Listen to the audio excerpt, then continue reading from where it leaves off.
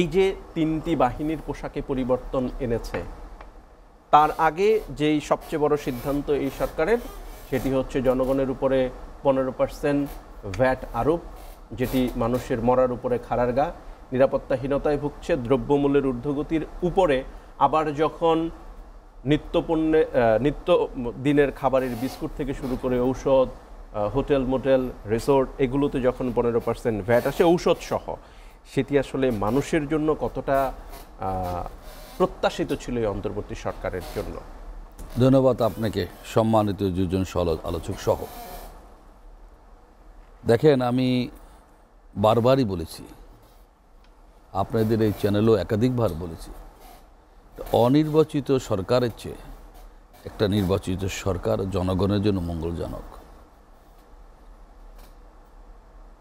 দীর্ঘ 17.5 বছর আন্দোলন সংগ্রাম ত্যাগ আত্মত্যাগের বিনিময়ে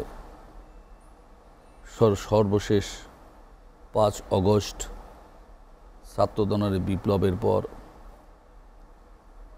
বিভিন্ন মানুষ আত্মত্যাগের বিনিময়ে একটি সরকার, সেটা যে নামেই বলেন, অন্তর্বর্তীকালীন বলেন, তো সরকার হয়েছে। এই সরকারে যারা প্রধান উপদেষ্টা থেকে উপদেষ্টা রয়েছেন, এদের একাডেমিক লেখাপড়া নিয়ে আমার প্রশ্ন করার যোগ্যতা আমার নিজের নাই। তবে দেশ পরিচালনা, রাজনীতি একটা ভিন্ন জিনিস। একাডেমিক রেজাল্ট দিয়ে লেখাপড়া দিয়ে হয় না, অভিজ্ঞতার প্রয়োজন। ভাষাবিনীর লেখাপড়া কী ছিল? আজও তার কর্মীরা পিএইচডি করা, তাকে পায়ে হাত দিয়ে সালাম করতো, তার খরমটা হাতে নিতে পারলে ধন্য মনে করত।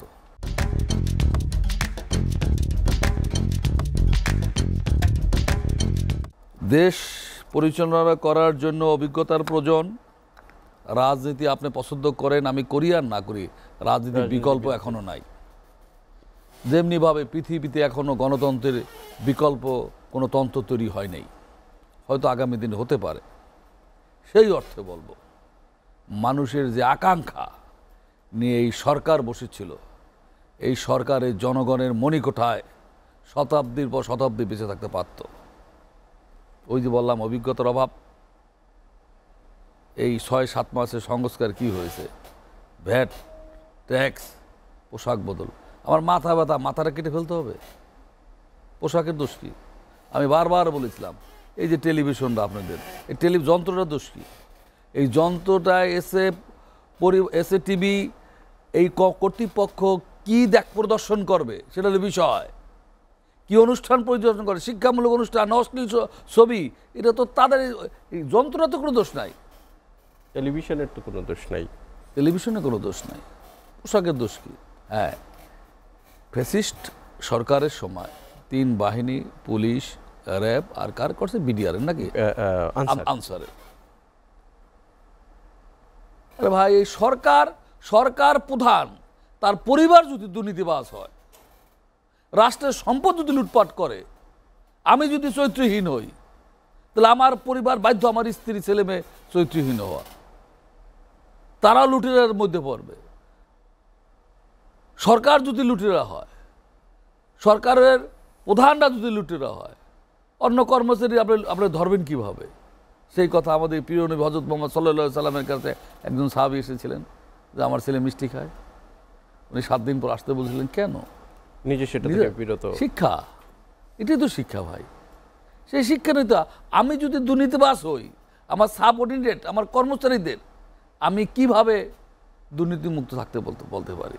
কেন বললাম, এই 3 বাহিনী আমার অপকর্ম না, এখানে কিন্তু আমার বৈধ নির্দেশনা পালন করা।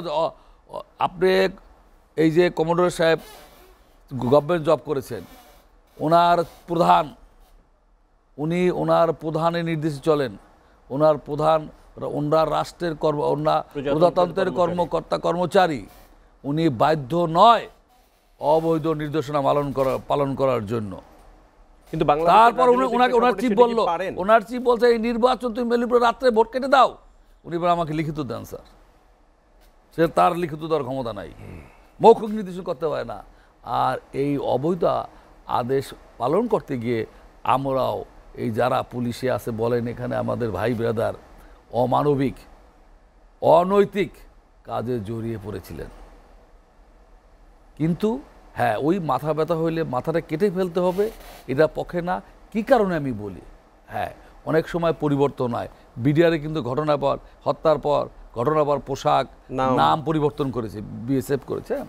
কি কারণে বললাম আমি, কেন নাই, এই আমরা দীর্ঘ 17 বছর সিন্ডিকেট দ্রব্যমূল্যর ঊর্ধ্বগতি, আপনার খেটে খাওয়া মানুষের হ্যান্ড টু মাউথ যারা নাবিশ্বাস হয়ে গেছে।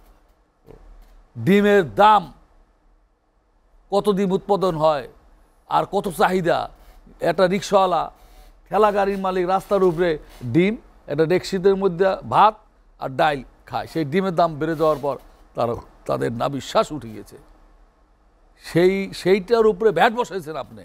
এটা একটা রাজনৈতিক গভর্নমেন্ট থাকলে, সেটা যে দলই হোক, একটা নির্বাচিত সরকার থাকলে এটা করতে পারতেন না। নাম্বার এক, এই কারণে এই পোশাক পরিবর্তনে টাকা ব্যয় হবে না। এই অপচয়টা কি দরকার ছিল আপনার এখন?